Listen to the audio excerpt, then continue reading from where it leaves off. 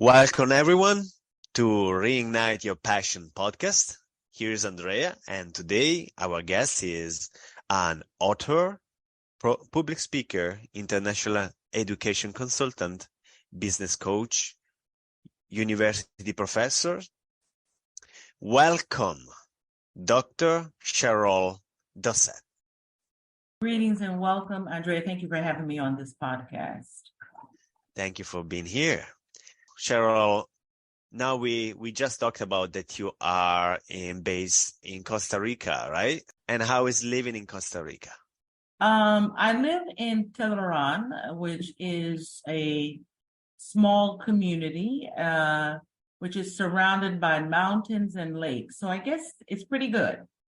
Give us a little bit about your background, a background of yourself. Well, number one, I'm from America, New York, but I was born in Germany. So I was by default, and my DNA has predestined me to be a traveler. So that's number one.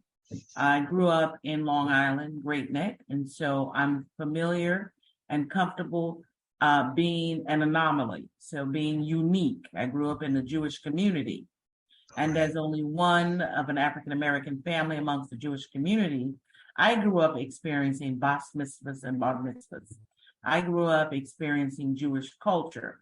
So for an African-American woman, it's unique, and it's also allowed me to be somewhat privileged early on, meaning getting exposure to the finer things in life. But that's not who I am. That's just the beginning story of my journey. I went to school for about 14 years to receive various degrees, undergraduate, master's degrees, doctorate. But that's not the unique part of my story. The unique part of my story was that at 18, I got pregnant in high school. So though I grew up in a privileged environment, then I ended up straying away. Growing up in high school, spending time in New York City, I found myself looking for love in all the wrong places. And so as a result of that experience, I ended up having a child. So I raised the child by myself, meaning I also went to college. And so when my daughter was 2 months old, right out of high school, I started a university. That experience combined with my upbringing made me a person who was resilient, resourceful, and passionate about helping other men and women overcome hurt. So as a result of that, I've dedicated the last 30 years of my life to helping people who are lost, stuck, or trapped. It doesn't matter how you start, it's how you finish. And so through the process, living overseas, this is my 31st country, 31 countries I've lived in thus far. So not bad for a woman who grew up, who was a single mom and a teen mom. So my life has really changed, it's turned around. And so now I ended up in Costa Rica about 10 months ago. I wasn't sure. I just put my finger to the air and I said, okay, Lord, where am I going next? He said, in 24 hours, you're getting ready to move to Costa Rica. So with just 2 suitcases, I just planted myself in Costa Rica. And I knew that my work was bigger than me because of the way that I started, what happened to me in high school, throughout my academic training of 14 years, through living in various countries, now brought me to Costa Rica, where I focus on mental health and spirituality, helping men and women come to terms to find their passion again, to overcome mother wounds, father wounds, soul scars, areas in their life that have been prompted by trauma. So I help people heal, not only spiritually, but also physically. So that's where I am now. Can we say that that is your passion right now? Oh, yeah, helping people heal is my number one passion. I'm also a skincare formulator. And so that's a big part of my work. 2018, I had spilled a boiling pot of hot water on my face. So I had second degree burns. And I developed a solution to help heal burns. So I also help people heal who suffer with burns. As you can see, my face doesn't look scarred. but it did not look like this 3 years ago. So basically your passion is right Healing. now is healing. Healing. Helping Either people heal. physically, internally, outside, inside. Spiritually is healing. Spiritually, yes. When you say spiritually, can you expand on that? Well, I'm not a person I'm not a theologian, though I was trained in theology. I am more of a person who believes in a one-to-one relationship with God. The God that's within me is a spirit that divinely guides me to my direction in life. And so I have retreats now in Costa Rica. I have many retreats. I have a growing practice where people come to me who have been rejected, who have felt trapped, whether they're trapped in an unhealthy relationship, they've been rejected by their family, they've been rejected by their community, they've been rejected by religion, the traditional church, and that's what I do. And then I also help men and women who also feel lost, that they're at a stage in their life, they don't know what to do next. When I lived in China for 10 years, and when it was time to leave, I didn't know what I was going to do. So I embarked on the journey of traveling throughout 4 different other countries, trying to figure it out. So writing a few books and speaking. I know I make light of this because it's so much. I don't even know how to synthesize my life, but I know now my focus is on healing. Everything I do is to help people heal and reconcile the childhood traumas. Yes. Okay, there is so much to take. Yeah, let's go step by step. Traveling. I saw that you traveled 45 countries. 31 countries. 31. Okay, sorry. What has been the motives in all of these years of traveling that made you travel that much? Because you just said, I felt something to go to Costa Rica and then I went. So is that something depends on what?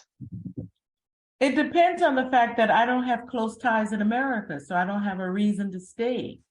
So I feel that my life has been predestined to be a traveler.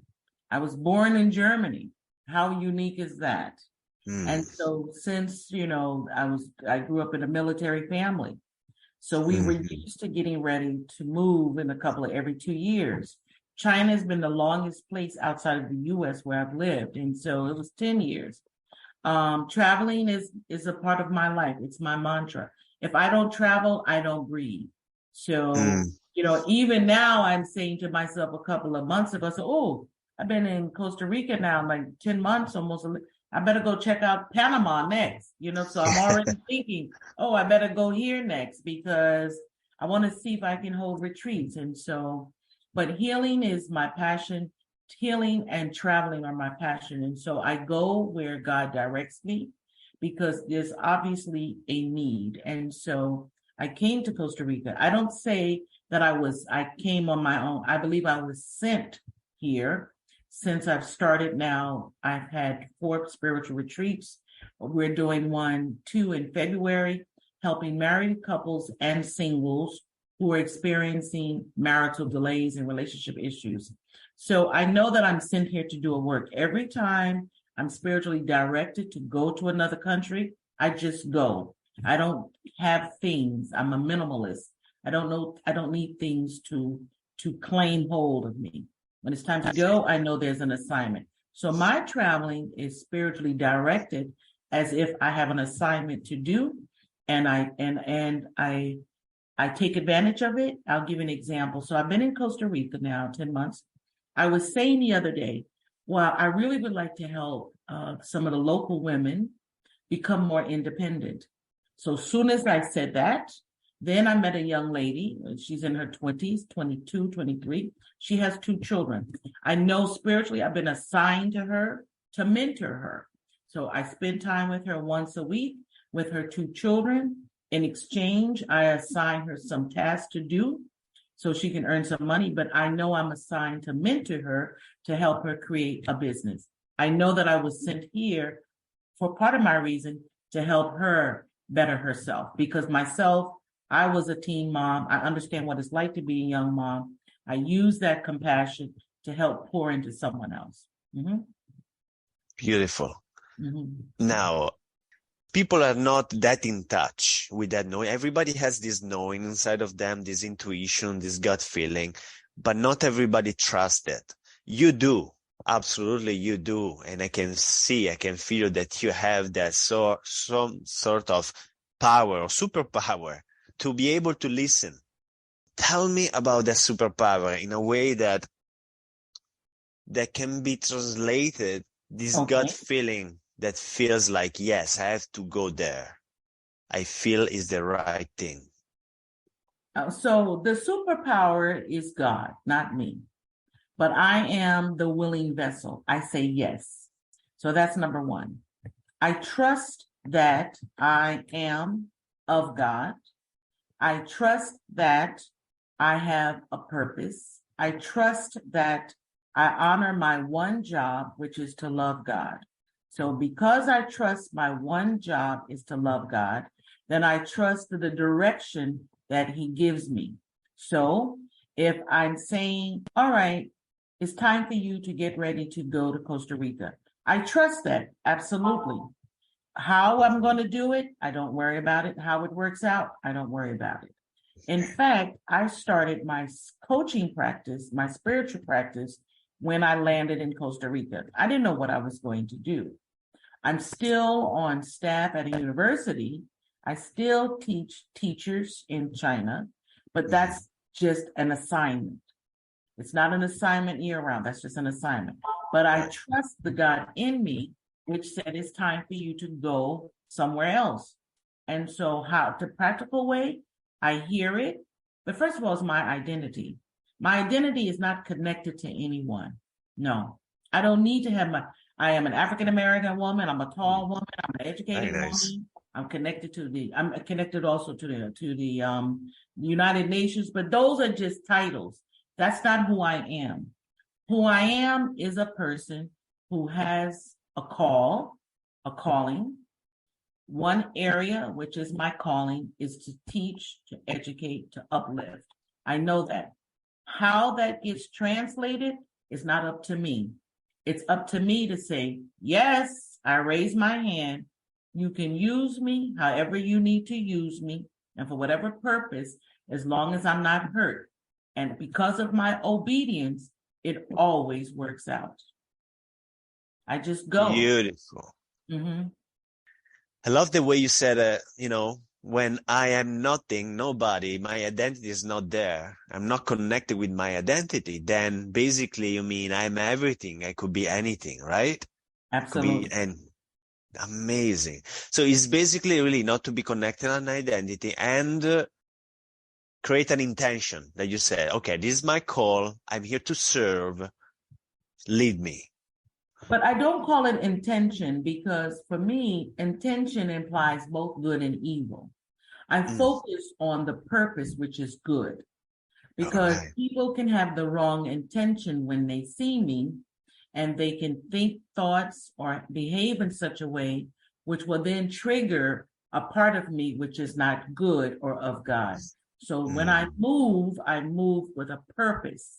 My thoughts are purposeful, my actions are purposeful, my speaking is purposeful, because purpose is on the side of God and tension is on the side of evil, because they both exist. That's my thought. Yeah, perfect. Thank you. Perspective is one's perspective. Mm-hmm. Exactly, yeah. Mm-hmm. Which one was your favorite country that you have been in? One of them. Amsterdam, Holland. I Why? love Amsterdam because it was the first time, it was my first overseas trip that I did alone.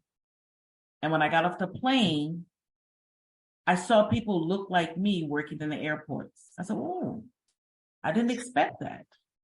So I wrote a book behind that story. I wrote it, then I retracted it, then I wrote it again. It was entitled A Little Cream in My Coffee. Somebody said, well, what is that about? I was like, no, it's not what you think. Yes. It's not what you think. But I was in awe because I did not expect to run into people who looked like me in Amsterdam. So that opened up my eyes to possibilities that the world is my oyster. I can live anywhere, move anywhere, and feel free to create whatever God is controlling me, directed me to create. So I loved Amsterdam because there was a sense of freedom that I felt. I was like, I don't have to worry about being looked at awkwardly. I was free. I just moved. I'm a single woman. I've traveled all my life alone. So I felt free, and it was just like, it was amazing. But then I've had other memories of other places, but Amsterdam was the most impactful. Yeah, it started me on this journey of being a digital nomad, teaching nomad, or just living my life on my own terms. That's basically, I'm not a nomad because my heart is where my home is. And so I'm here, so my home is here. When my assignment is up, I'll go somewhere else. It's okay. Nice. You have one daughter, you said, right? Yes. Is she a traveler too? No, but she works for the airlines. So I okay, then. So she works for American Airlines, but I don't get any free tickets from her at all. So she's a little, tight with that. But at least she works in the industry, so she can connect. Mm-hmm. Nice. Yes, somehow, somehow not. She doesn't even have a passport yet, which is interesting. I'm on my third passport already in 10 years. I mean, like really 31 countries are something. So, wow. I look up to you. I'm going for it. And as a single traveler, especially, I never traveled with a group. I have groups that come here now, and many of the members in my group, believe it or not, many of them, this is their first international trip. So I like being a part of that process in their life. They would not have come if they were not coming to participate in my Divine Pause retreat. My retreat is where you absolutely still, and you are sitting and bathing in the river or the hot springs, or we're climbing the volcano, and there's no talking. During the 7 days that you're here, there is no talking, only listening to that voice within so it can be strengthened, so you can get clarity and direction for your life. So I have lots of people who come down. I've serviced probably maybe 30 within 1 month. Different sessions, 777. Mm-hmm. Tell me a little bit about those retreats, like in depth. I mean, the depth that you can go to. All right. So there's no depth. I arrived on a Tuesday, June 1st or something like that. It was a Tuesday. And I was driving down the car with the driver, and I said, it would be great to have a spiritual retreat. I really want a spiritual retreat. So I asked the driver to pull over. I said, I like that place. I said, but that's not what I want. He said, what are you looking for? Now we're speaking Spanish. So I said, I want a place that is rustic, that is quiet, and there's the river. And my spirit said, look to the right. I looked to the right, and there was the perfect place. It was a set of 14 cabins situated on a beautiful ground. The volcano was right behind it. The river was underneath. The waterfall was 5 minutes away. I said, this is actually perfect. And that's how it started. I then made phone calls. I said, I'm getting ready to start retreats. And some of my clients said, but you didn't tell me about it. I said, I don't have to tell you. I just got the assignment. Are you ready to come down? It was like, what? Yes, I'm coming. Tell your friends. And that's just how it started. No big marketing, no big push, no big this.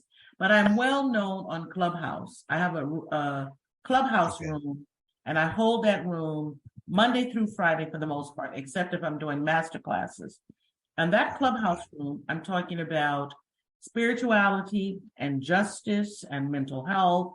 And I train people how to become free from the things that hinder and delay their life.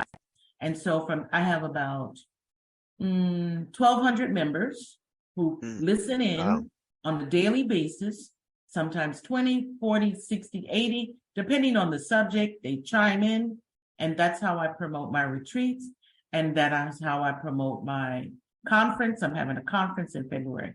So all this new business that I've been directed has been generated from Clubhouse. I don't promote anywhere else. It's been all generated from Clubhouse. Clubhouse, okay. Mm-hmm. I should check it out. You should. Definitely. Absolutely. Okay, so you say about it speaks for itself.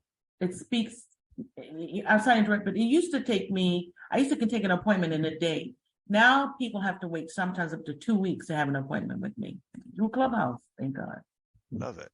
About the 101, for example, an appointment with you, somebody who is actually, I don't know, is a little bit lost in life and he's lost or she is lost and want to align. So it comes to you, and because I saw that you are a breakthrough coach as well. So what is the breakthrough that you would provide? I work with singles and couples. Mm-hmm. I work with women as well as men. So I just got off a call with a new client. He has an issue which is called a soul tie. He has a soul tie attachment to someone who is not healthy for him. This individual, this is a young man, he's not healthy.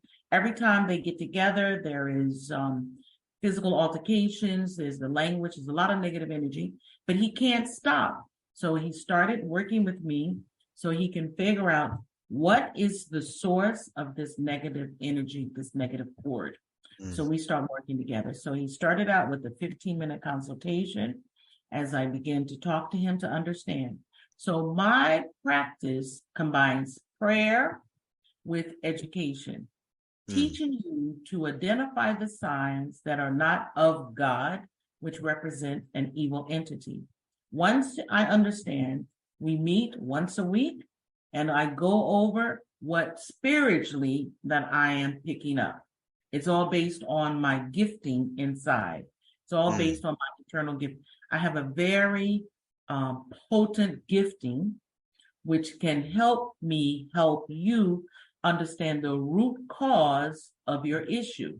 So today we were talking about why he's connected to this young lady that he just can't seem to get rid of. They can't seem to break up.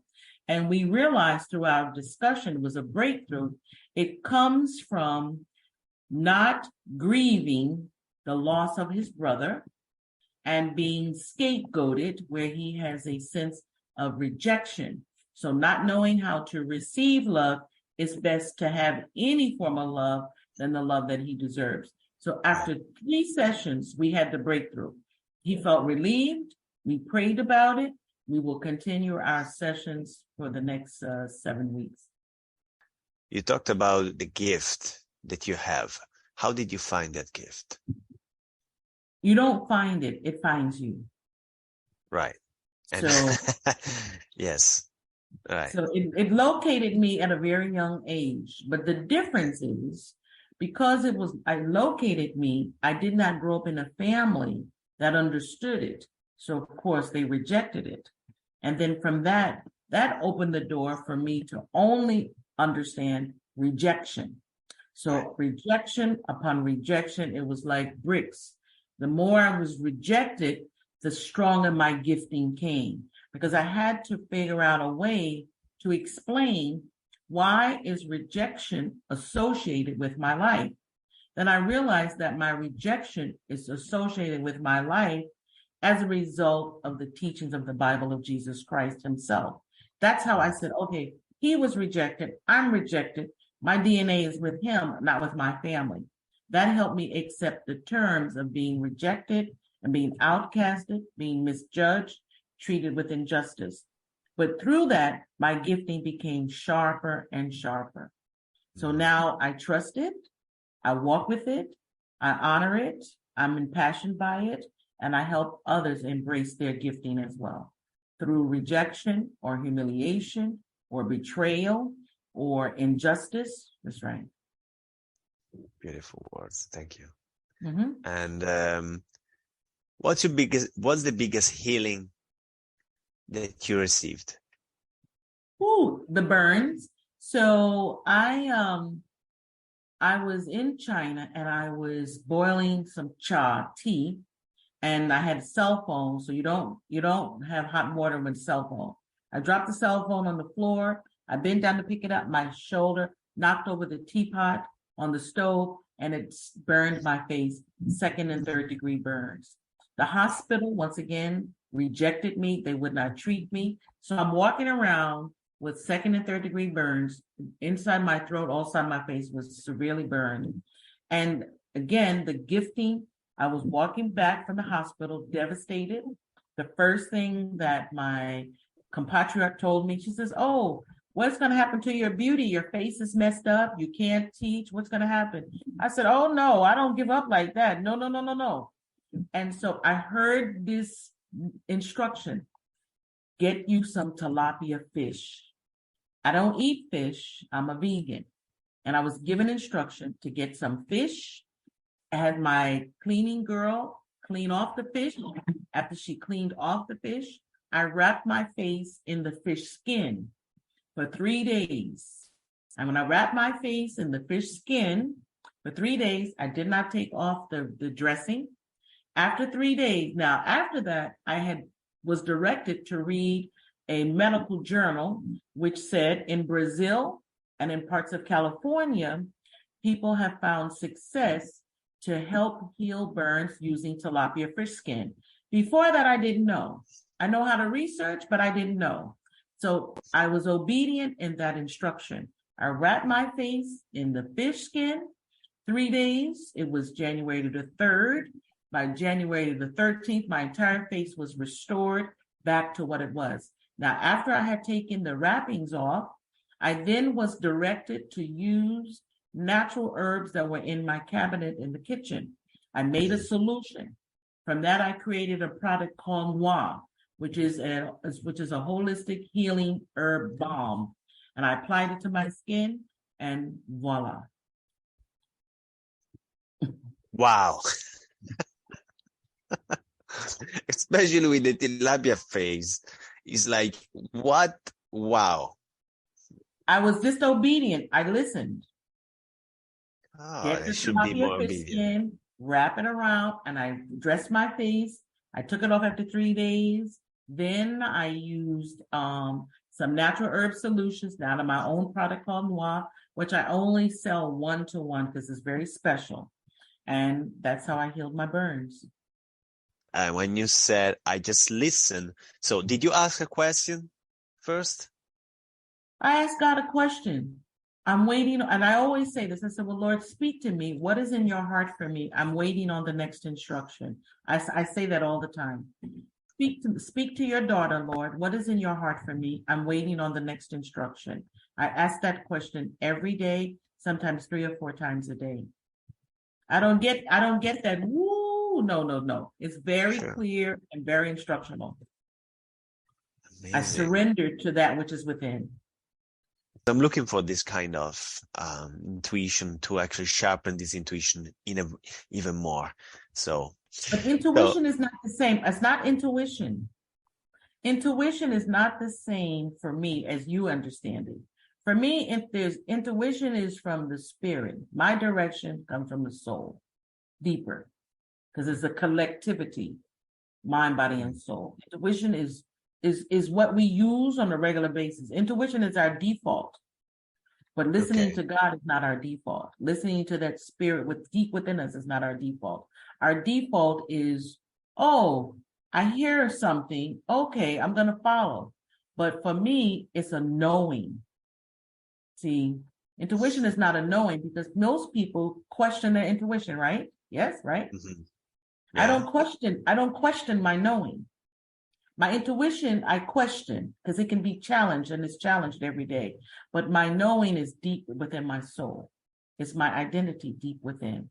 I know I belong to God. Wow. Thank you. I love it. You're also working on bringing more awareness on PLME, which is an autoimmune deficiency skin disorder triggered by exposure to the sun. Yes. Give us a little history of your relationship with that. In essence, I'm allergic to the sun. In essence. So okay. what a life, right? But I've lived in 31 countries, so obviously I've learned something.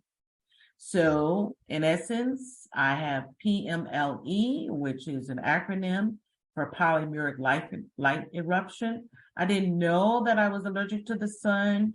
I've been told many other things from skin cancer to lupus, but no, I am literally allergic to the sun. So more than 5-minute exposure to the sun, I would break out in a terrible eruption, not just rashes, but wets and markings and discoloration. Is very unattractive.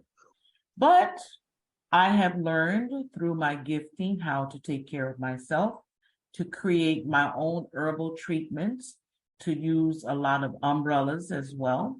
But it's not stopped me from living in Jamaica, Costa Rica, Africa, anywhere there are heavily sun areas. I've been able to manage successfully. I live here in Costa Rica. Open up my window, the lake is right in front. I walk out my back door. I walk up 3 minutes, then the mountain. So I'm exposed to the sun all the time. I can't tell you how I'm able to survive, but I'm grateful. Once again, because I ask throughout the day, what is in your heart for me? What is the next instruction?